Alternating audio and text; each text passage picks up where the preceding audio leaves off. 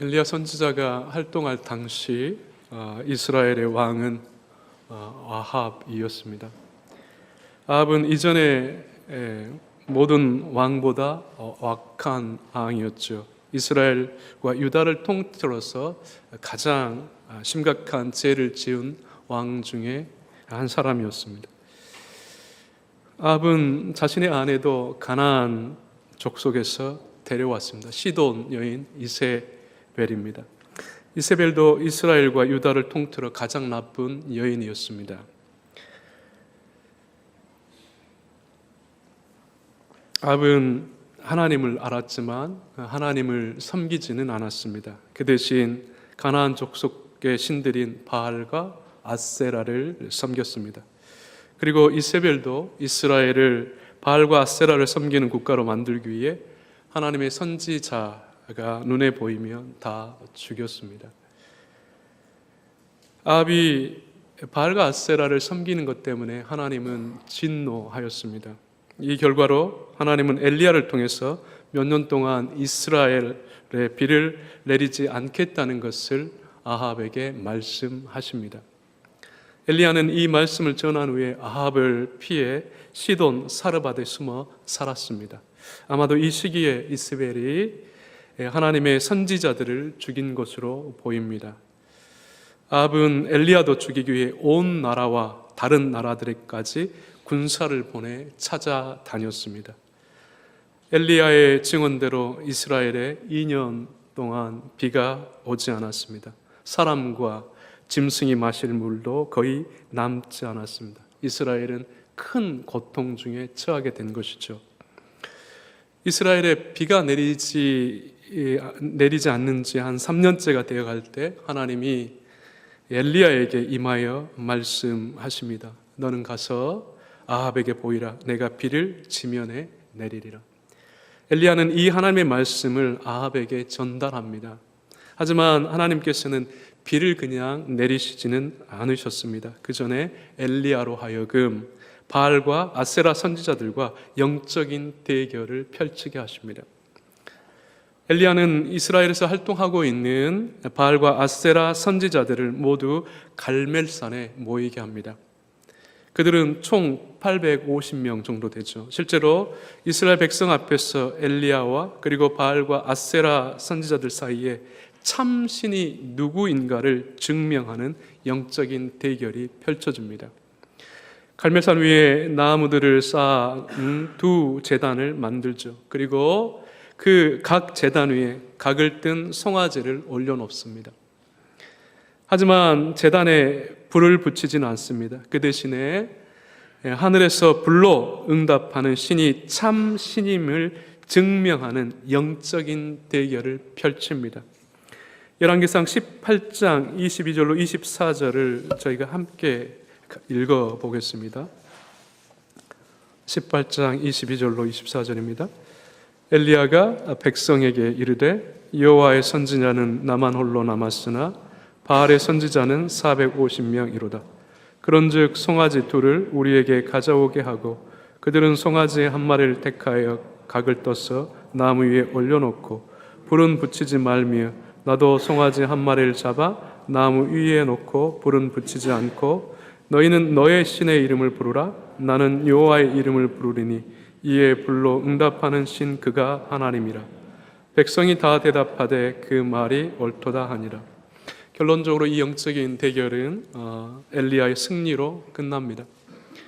엘리야가 기도했을 때 하늘에서 여호와의 불이 내려 번제물과 나무와 돌과 흙을 태우고 도랑의 물도 다 증발시키죠.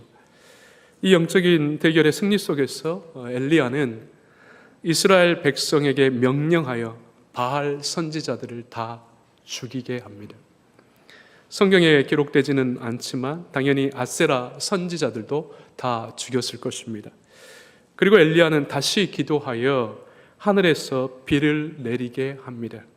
하나님께서 아합에게 비를 내리겠다고 하신 말씀이 이루어진 것이죠. 여기까지가 오늘 살필 본문의 배경입니다. 오늘 제가 살필 본문의 배경입니다. 이걸 기억하고 오늘 이제 설교를 듣는 게 유익할 것입니다. 오늘 본문은 이스라엘의 왕국에서부터 시작이 됩니다.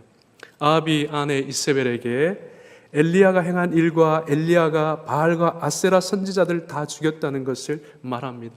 이 말을 듣고 이세벨은 분노합니다. 그리고 반드시 엘리야를 찾아서 죽이겠다고 맹세합니다. 왕상 19장 2절에 내가 내일 이맘때에는 반드시 내 생명을 저 사람들 중에 중 한 사람의 생명과 같게 하리라. 그렇게 하지 아니하면 신들이 내게 벌 위에 벌을 내림이 마땅하니라. 이 맹세를 하죠. 그리고 이제 이세벨이 당연히 엘리야를 찾아다닙니다.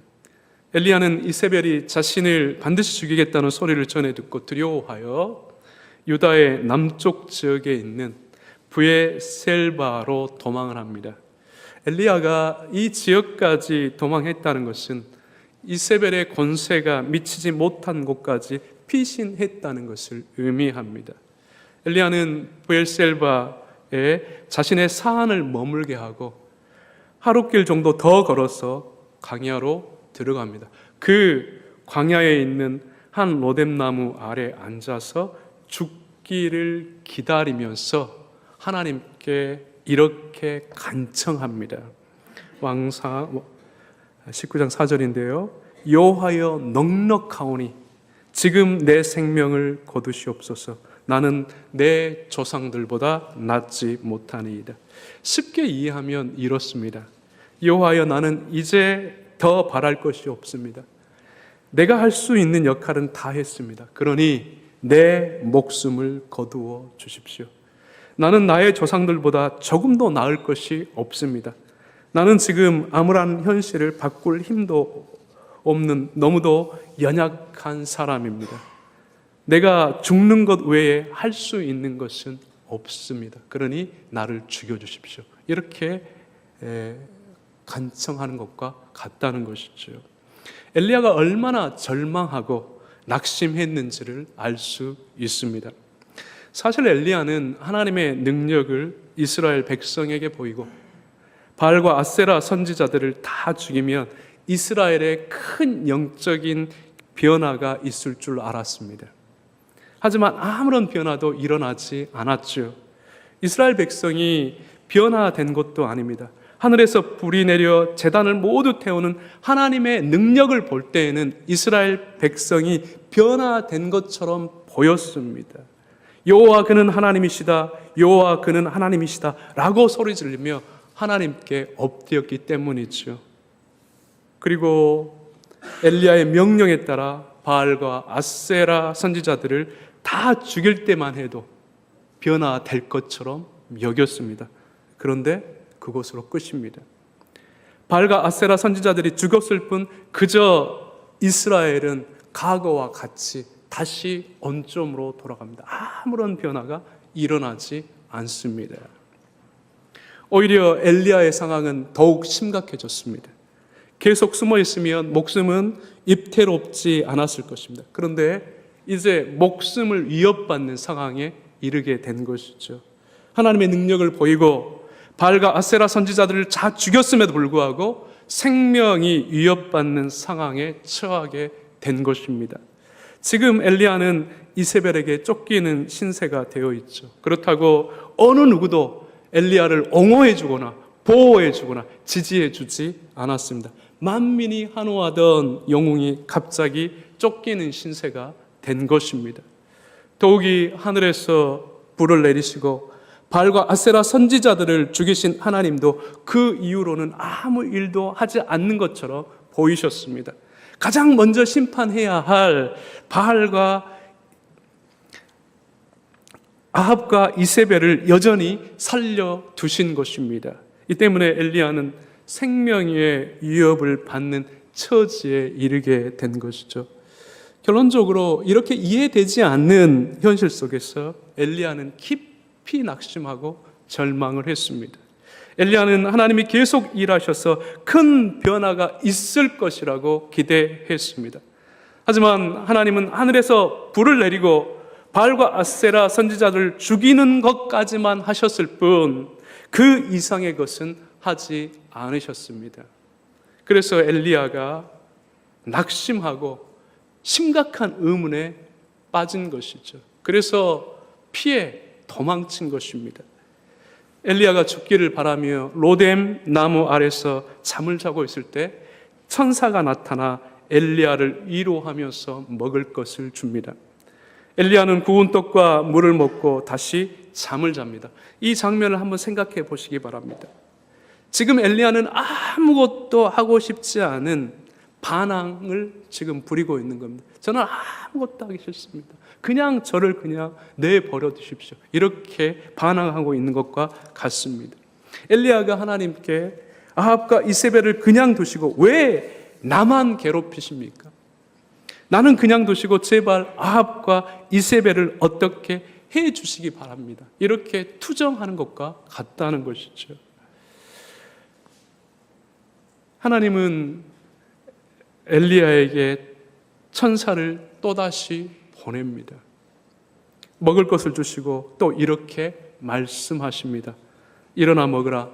내가 갈 길을 가지 못할까 하노라. 이것과 관련해서 좀 더 해석이 필요하지만 이것은 생략하겠습니다. 시간 문제 때문에요. 지금 엘리야의 상태로는 길을 걷는 것이 힘들기 때문에 음식을 먹어야 한다고 달래신 것입니다. 이 기록과 관련하여 성경에는 정확하게 나타나 있지 않지만 하나님께서 엘리야를 호렙산으로 보내신 것으로 간주가 됩니다. 하나님의 이로 속에서 엘리야는 다시 일어나 먹고 마시고 40일에 걸쳐 하나님의 산 호렙산에 도착합니다. 그럼 엘리야는 왜 호렙산에 왔을까요? 하나님은 뜻을 두시고 엘리야를 호렙산으로 보냈지만 엘리야는 하나님이 보내셔서 마지못해 온 것으로 이해가 됩니다. 엘리야는 호렙산으로 가면 이세벨로부터 더 멀리 도망칠 수 있다고 생각해서 온 것일 수 있습니다. 여기까지가 오늘 읽은 본문의 내용입니다. 사랑하는 여러분, 앞서 본문의 배경과 본문의 내용을 살피면서 어떤 생각을 하셨습니까? 저는 오늘 이 본문을 읽고 이해하면서 한 가지 신학적인 질문을 해보려고 합니다. 하나님은 왜 가장 문제가 심각한 아합과 이세벨은 그냥 두시고 오히려 엘리야만 절망하고 낙심하게 만드시는가입니다. 그렇죠? 흥미롭죠? 사실은 아합과 이세벨을 죽여버리면 일은 빨리 끝납니다. 근데 이제 모든 거짓 선지자들 다 죽였음에도 불구하고 아무런 어떤 변화가 일어나지 않는 것 때문에 엘리야는 절망하고 낙심하죠. 그러니까 왜 이러한 상황이 벌어졌는가입니다. 이 질문은 하나님의 통치에 대한 이해 없이 쉽게 답변하기가 어렵습니다. 그래서 저는 이 질문에 대한 답변과 관련하여 하나님의 통치 방식 혹은 하나님께서 일하는 방식에 대해서 여러분과 함께 생각해 보려고 합니다. 오늘 제 설교의 중심입니다. 하나님께서 바알과 아세라 선지자들과 함께 아합과 이세벨을 죽여버리시면 엘리야는 절망하거나 낙심하지 않았을 것입니다. 실제로 엘리야는 바알과 아세라 선지자를 죽였을 때 이스라엘의 모든 것을 새롭게 할 수 있는 완전한 개혁을 기대했을 것입니다. 이스라엘을 변화시킬 수 있을 것이라고 생각했다는 것이죠. 하지만 현실은 어떠했습니까? 바알과 아세라 선지자들만 죽었을 뿐 바뀐 게 별로 없었습니다. 이스라엘에서 완전한 개혁을 이루려면 가장 근본적으로 이스라엘의 악의 축인 아합과 이세벨을 죽여야 합니다. 그러나 하나님은 당시 아합과 이세벨에 대해 어떤 징계도 내리지 않습니다. 엘리야는 이 사실에 깊이 실망을 한 것이죠. 하나님께서 아합과 이세벨을 그냥 두실 뿐 아니라 그들이 나를 죽이려고 하는데도 하나님께서 그냥 두시니 지금 내가 살아있는 것이 무슨 의미가 있는가? 하나님도 하시지도 않는데 내가 어떤 노력을 한들 무슨 의미가 있느냐라고 깊이 절망하고 낙심한 것입니다. 실제로 엘리야의 지적, 이 한타는 자연스러운 것이죠. 우리도 할 수 있는 생각입니다. 어떤 잘못된 것이 있으면 우리는 모든 것을 새롭게 하는 완전한 개혁을 생각합니다. 어떤 완전한 변화를 생각하는 것이죠. 더 이상 같은 일이 반복되지 않기를 기대하는 것입니다. 나쁜 일을 저지른 사람들이 어떻게 되어서 더 이상 활동할 수 없기를 염원하기도 합니다. 나를 괴롭히는 사람이 있으면 그 괴롭히는 사람이 어떻게 되어서 더 이상 내게 간섭하지 않기를 원한다는 것입니다. 이렇게 되면 우리는 완전한 개혁을 이룰 수 있다고, 완전한 어떤 변화를 이룰 수 있다고 생각하기 때문입니다. 실제로 이렇게 되려면 역사의 궁극적인 종결이 있어야 됩니다.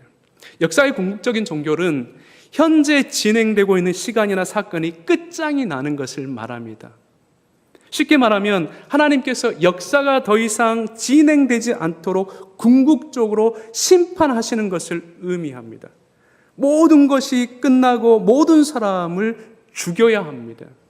그래야 모든 것이 새롭게 될 수 있습니다. 완전한 개혁을 이룰 수 있는 것이죠. 사실 이렇게 되는 것이 하나님도 일하시기가 쉽습니다. 지금 문제가 있으면 다 갈아엎고 다시 세우는 것이 전능하신 하나님과 관련해서는 가장 쉬운 방법일 수 있습니다. 죄가 발생하여 그로 인하여 문제가 생기면 다 없애버리거나 다 죽여버리면 되기 때문입니다. 사랑하는 여러분, 어떤 생각이 드시나요? 그러나 만약 하나님께서 이렇게 일하신다고 하면 어떻게 될 것 같습니까?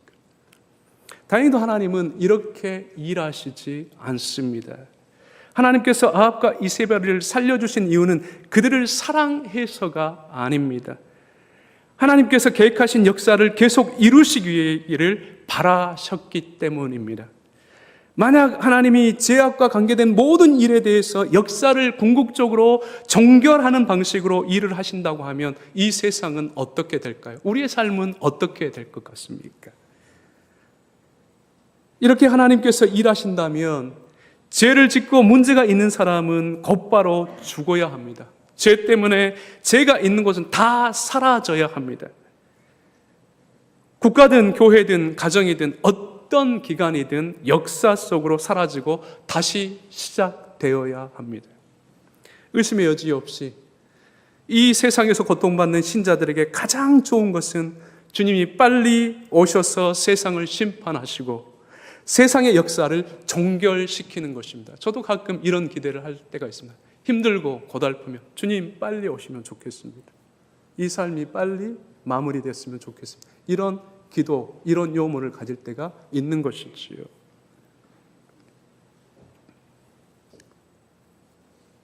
이렇게 되면 우리는 더 이상 죄로 인하여 발생하는 고통, 아픔, 억울함 등을 느끼지 않을 것입니다. 그러나 이렇게 되면 역사라는 것은 필요가 없습니다. 우리에게 주어진 시간이나 우리가 겪는 일들도 필요가 없습니다. 우리가 회개할 수 있는 기회도 다 사라집니다. 사실 하나님께서 하늘에서 불을 내리시고 바알과 아세라 선지자들을 다 죽이셨다는 것을 보고 들은 아합과 이세벨은 두려움에 빠지고 거의 괴로워해야 합니다. 하지만 아합과 이세벨은 여전히 기세등등합니다. 오히려 엘리야만 시리에 빠져서 하나님께 죽여달라고 애원하고 있는 것이죠. 얼마나 이상하고 불공평합니까? 엘리야가 보기에도 이해되지 않고 우리가 보기에도 이해되지 않습니다. 우리도 이러한 현실을 시시때때 겪고 살아갑니다. 하지만 하나님은 그분 자신이 계획하신 일을 이루시기에 여전히 아합과 이세벨을 살려두신 것입니다. 엘리야가 보기에는 너무도 답답할지라도 하나님은 인간이 온전히 이해할 수 없는 심오한 방식으로 일하시는 것이지요. 우리는 날마다 세상 속에서 죄악 때문에 발생하는 다양한 일들과 사건들을 우리 눈으로 보고 우리 귀로 들으면서 살아가고 있습니다. 우리가 생각하는 것보다 세상이 악함에도 불구하고 하나님께서 악한 일들에 대해 아무 일도 하시지 않는 것을 보면서 우리는 극심한 혼란을 느끼며 살아가고 있는 게 사실입니다. 어떤 악한 일들에 대한 역사의 궁극적인 종결이 일어나지 않는 현실 속에서 우리는 하나님이 계시지 않는 것처럼 절망하고 낙심하며 살아가고 있는 것이죠. 우리는 어떤 힘든 일이나 불행한 일을 겪을 때마다 주님이 빨리 오시거나 우리의 생명이 끝나기를 바랄 때가 있습니다. 그게 아니면 우리를 힘들게 하고 불행하게 하는 사람들에 대해서 하나님께서 곧바로 심판하셨으면 하는 생각을 합니다. 나를 싫어하고 힘들게 하는 사람 다 죽여버렸으면 좋겠다, 그런 생각을 할 때가 있죠. 즉 우리가 하나님의 자녀라고 해도 우리는 연약하기에 어떤 억울하고 불합리한 일을 당하면 하나님이 친히 개입하셔서 즉시 심판해 주시기를 바랄 때가 있다라는 것입니다. 엘리야도 이와 같은 심정이었을 것입니다. 바알과 아세라를 섬김으로 하나님을 진노케 한 아합과 이세벨을 즉시 심판해 주시기를 원했다는 것입니다. 사랑하는 여러분, 모든 악한 일들에 대해 하나님께서 그분 자신의 공의를 온전히 드러내신다고 하면 어떻게 될까요? 이와 관련된 역사는 더 이상 유지되지도 않고 곧바로 종결될 것입니다. 하지만 앞서 설명한 것처럼 하나님은 이렇게 일하시지 않습니다. 하나님이 하실 수 없다는 의미가 아닙니다. 모든 것을 하실 수 있음에도 불구하고 이렇게 일하시기를 원치 않으신 것입니다. 하나님은 우리가 이해할 수 없다고 해도 그분 자신의 뜻에 근거하여 우리가 헤아릴 수 없는 방식으로 일을 하십니다. 하나님은 모든 성도들이 괴로워한다고 해도 그분께서 계획하신 날까지 역사를 이어가는 방식으로 일하시는 것입니다. 우리가 보기에는 엉망진창 같은 역사인데도 하나님은 자신의 뜻을 두시고 계속해서 끌고 가시는 것입니다. 안타깝게도 우리는 하나님께서 이렇게 일하는 것 때문에 혼란을 느끼죠. 갑갑합니다. 안타까워합니다. 어찌해야 될지 모를 때가 많습니다. 하나님이 도저히 이해되지 않고 심지어 하나님이 계시지 않는 것처럼 의심되기도 합니다. 이와 관련하여 우리가 신앙적으로 깊이 생각해야 될 것이 있습니다. 우리가 이해되든 이해되지 않든 우리가 원하는 대로 어떤 일들이 일어나지 않는다고 해서 하나님이 존재하지 않거나 일하시지 않는다고 말할 수 없다는 사실입니다. 우리가 인정하든 인정하지 않든 이것은 사실입니다. 하나님이 이렇게 역사하시고 일해 가십니다. 우리의 이해와 상관이 없습니다. 우리의 인식과 상관없이 하나님은 우리가 알 수 없는 방식으로 정말 어느 때는 계시지 않는 것처럼 그러한 방식으로 일해 가신다는 것을 성경이 말합니다. 그리고 역사가 이것을 우리에게 밝혀주고 있습니다. 이러한 하나님의 주권에 관한 이해는 우리의 신앙에 있어서 매우 중요합니다. 오늘날 대부분의 신자들은 자신이 원하는 대로 어떤 일이 이루어지는 것으로 하나님의 존재와 통치를 증명하려고 합니다. 소원도 들어주시고 억울함도 풀어주시고 힘든 일도 해결해 주시는 것을 통해서 하나님을 증명하거나 믿는 것입니다. 이 때문에 어떤 어려움을 겪고 있는데도 아무 일도 일어나지 않으면, 그 어려움이 해결되지 않으면 하나님께서 존재하지 않는 것처럼 믿지 않는 사람과 같이 생각하고 행동합니다. 심지어 어떤 목회자들은 이렇게 부추기기도 합니다. 하나님이 어려움에 응답하지 않는 것은 당신이 잘못한 것이 있거나 믿음이 없기 때문입니다. 당연히 우리도 엘리야처럼 될 수 있습니다. 그러한 삶의 태도를 가질 수 있습니다. 우리가 잘못한 것이 없는데도 현실은 개선되지 않고 아무런 변화가 없으면 우리도 낙심하거나 절망할 수 있습니다. 하나님의 존재와 통치에 대한 확신이 들지 않기 때문입니다. 그냥 아무것도 하고 싶지 않은 것입니다. 무엇을 해도 변화가 없을 것이다 라고 생각하며 자포자기하는 것입니다.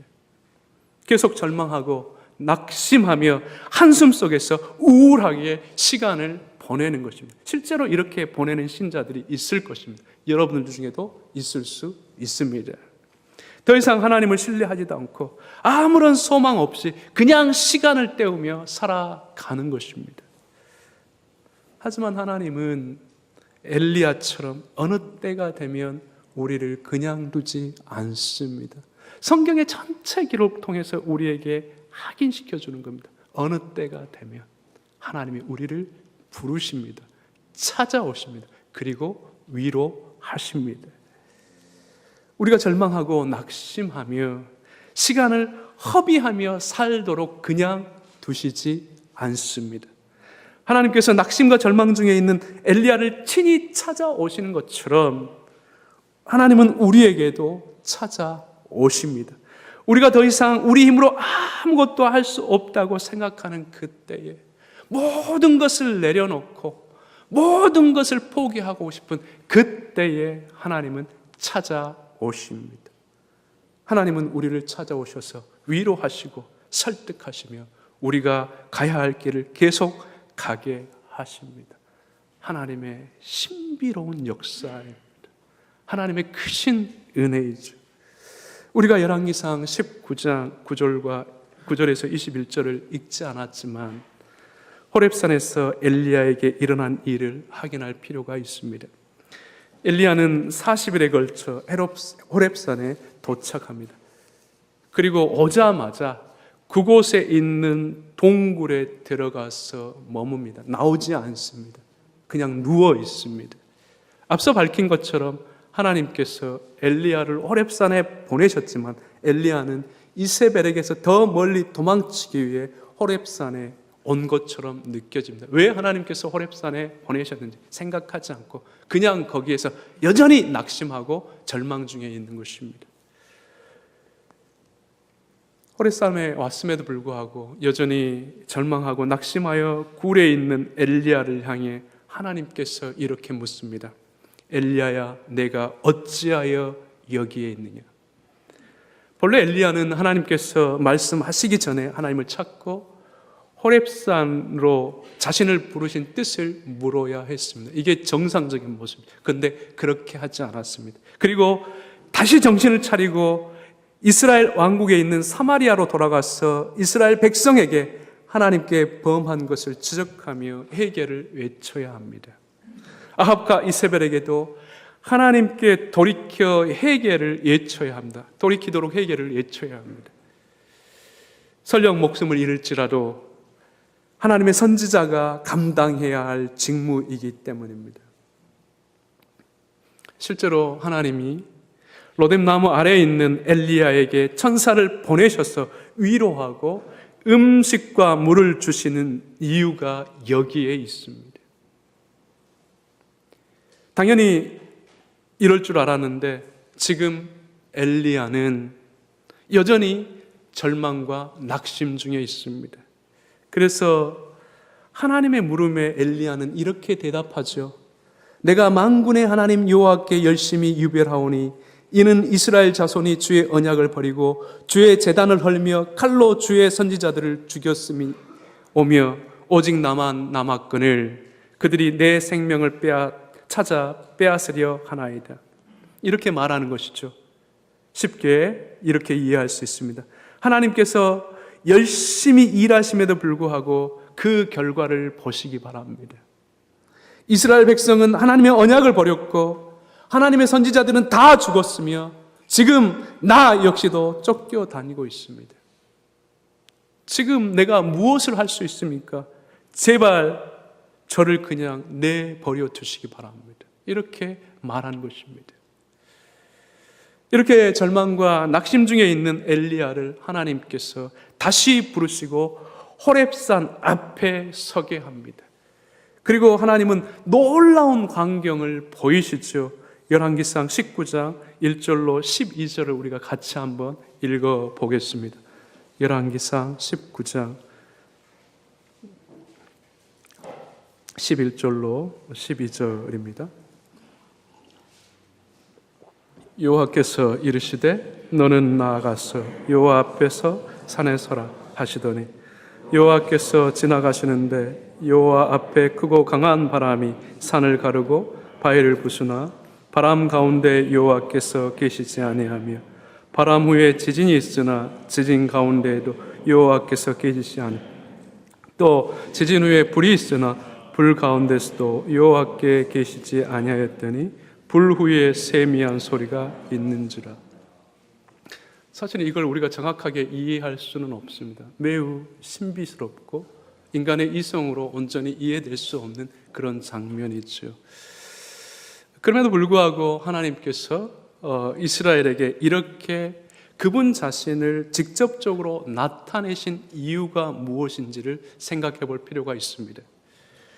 하나님께서는 사람이 두려워하는 강한 바람, 지진, 그리고 불을 통해서 보이지 않게 일하실 뿐만 아니라 사람이 사소하게 생각하는 작고 평온한 소리, 여기서는 세미한 음성인데요, 작고 평온한 소리 같은 평범한 방식으로도 일하신다는 것을 알게 하신 것입니다. 즉 하나님께서는 인간이 다 헤아릴 수 없는 방식으로 일하시고 있다는 것을 엘리야에게 알리신 것입니다. 어떻게 보면 하나님은 천의 얼굴을 가지고 있죠. 수만 가지의 어떤 내용을 가지고 역사하신다는 것을 아주 단편적으로 보이신 것입니다. 그러므로 하나님은 엘리야에게 지금 눈앞에서 아무 일이 일어나지 않는다고 해서 낙심하지 말라는 것입니다. 아무런 변화가 없이 시간이 흐르는 것처럼 보이지만 이 가운데서도 하나님이 일하고 있다는 것을 직접 나타내 보이신 것입니다. 사람이 보기에는 아무것도 하지 않고 아무 일도 일어나지 않는 것처럼 보이지만 실제로 하나님은 우리가 알 수 없는 방식으로, 우리가 도저히 이해할 수 없는 방식으로 여전히 일하고 있다는 것을 이 사건을 통해서 알려주신 겁니다. 내가 누구냐, 내가 어떻게 일하신가를 하나님께서 보이신 것입니다. 하지만 하나님께서 이렇게 하셨음에도 불구하고 엘리야는 다시 굴로 돌아가려고 합니다. 엄청 고집이 세죠. 여러분들처럼. 그러죠. 고집이 엄청 셉니다. 그래서 이때 하나님께서 다시 엘리야에게 말씀하십니다. 내가 어찌하여 여기 있느냐? 같은 질문을 2번 하신 것입니다. 매우 심각한 것이죠. 엘리야도 앞서 말한 것처럼 똑같이 하나님께 대답합니다.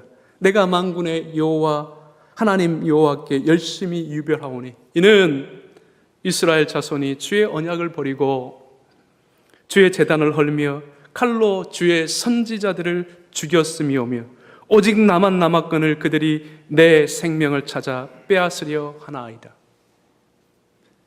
가장 놀라운 사실은 지금 이렇게 고집을 부리게 있음에도 불구하고 가장 놀라운 사실은 하나님은 여기에서 자신의 은혜를 거두지 않으셨다라는 것입니다.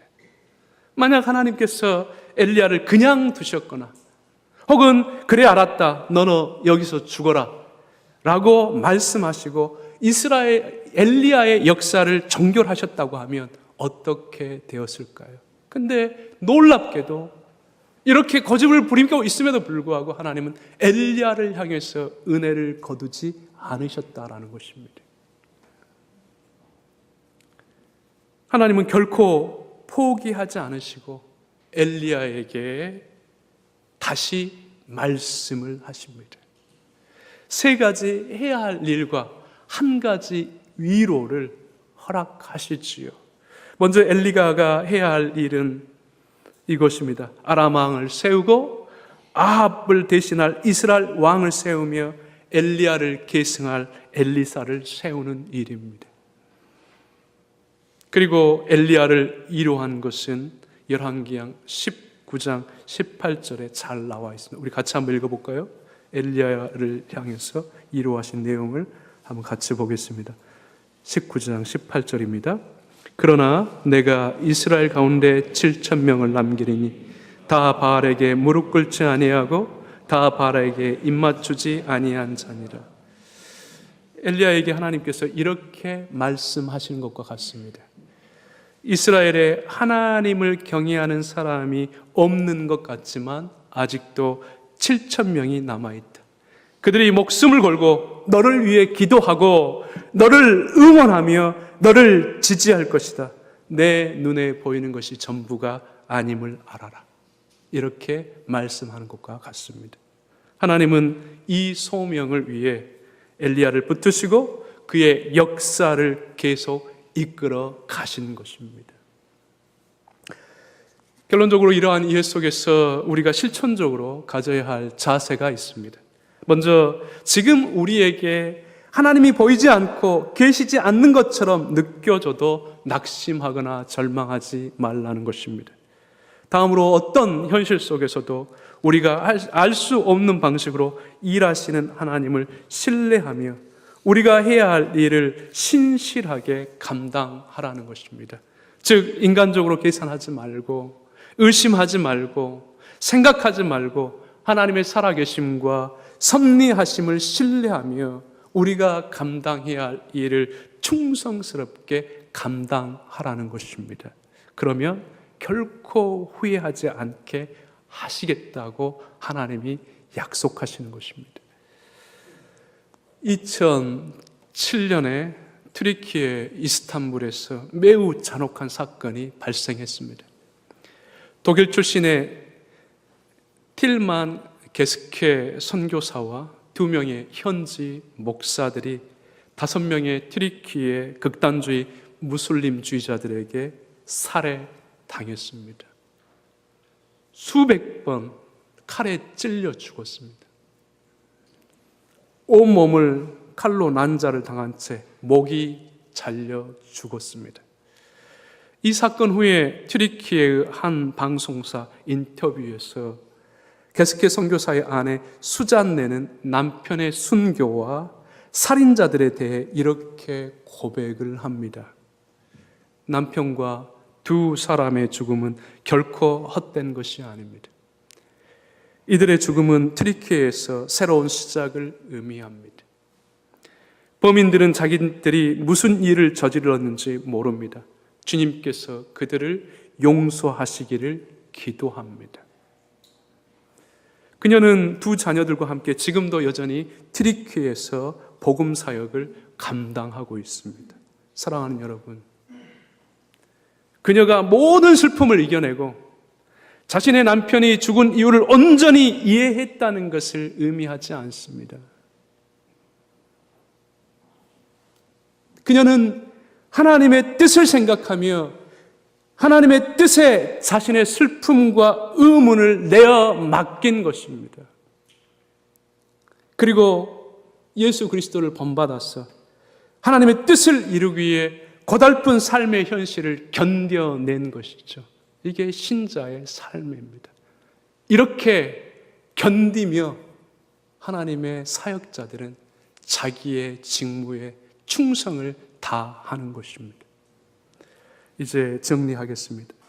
참된 구원의 신자는 악이 득세하는 세상 속에서도 하나님의 존재와 섭리를 의심하지 않습니다. 엘리야처럼 잠깐 흔들리고 잠깐 넘어질 수 있지만 다시 일어나서 하나님을 향한 신뢰를 포기하지 않습니다. 세상의 불의 때문에 고통받고 아파하며 때로 굶주릴 수도 있지만 더 쉽고 평안하게 살기 위해 하나님을 부인하거나 하나님께서 우리에게 주신 소명을 저버리지 않습니다. 그리고 더 편한 삶을 위해 하나님의 뜻과 상관없이 역사의 궁극적인 종교를 원하지도 않습니다. 고난과 고통을 받는다는 것을 알면서도 하나님께서 이루시는 역사에 참여하여 맡겨진 직무에 최선을 다합니다. 하나님의 뜻이 이루어지기까지 인내하며 견디어내는 것입니다. 엘리야의 생각을 넘어서 일하시는 하나님은 지금도 역사하십니다. 이 사실을 온전히 믿고 우리와 또 또 여러분들에게 맡기신 하나님의 소명을 끝까지 감당하시기를 주의 이름으로 축원합니다. 기도하겠습니다. 하나님 아버지, 엘리야가 눈앞에서 펼쳐지신 그런 참혹한 현실을 보고 낙심하고 절망하며 죽기를 하나님께 간구한 모습을 통해서 인생의 연약함과 또 인생이 하나님에 대해서 얼마나 오해를 하며 사는지에 대해서 저희가 생각하고 살폈습니다. 우리는 하나님을 다 알 수 없습니다. 하나님의 말씀을 통해서 우리에게 많은 것을 계시하셨을지라도 하나님은 그 계시의 내용에만 갇혀 있지 않고 또 그것을 넘어서도 역사하신다는 것을 저희가 고백합니다. 바라기는 우리가 하나님의 자녀들로서 하나님의 교회를 섬기고 또 하나님께서 우리에게 주신 소명을 저희가 행할 때 때로 우리가 이성적으로 이해되지 않고 인간적으로 도저히 납득되지 않는 일이라도 그 일도 하나님께서 하신 줄 알고 그 가운데서도 하나님의 뜻을 저희가 묻고 하나님의 존재와 섭리를 부인하지 않는 그러한 성숙한 자리에까지 이룰 수 있도록 도우시길 간구드립니다.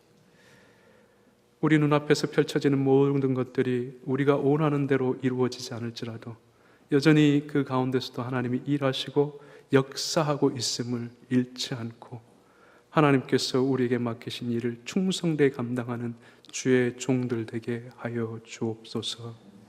이 은혜가 우리 평생에 우리를 붙들고 그래서 주 앞에 섰을 때 우리가 주님으로부터 칭찬을 받는 주의 자녀, 주의 종들 되게 하여 주옵소서. 감사드리며 우리 주 예수 그리스도 이름으로 기도드리옵나이다. 아멘.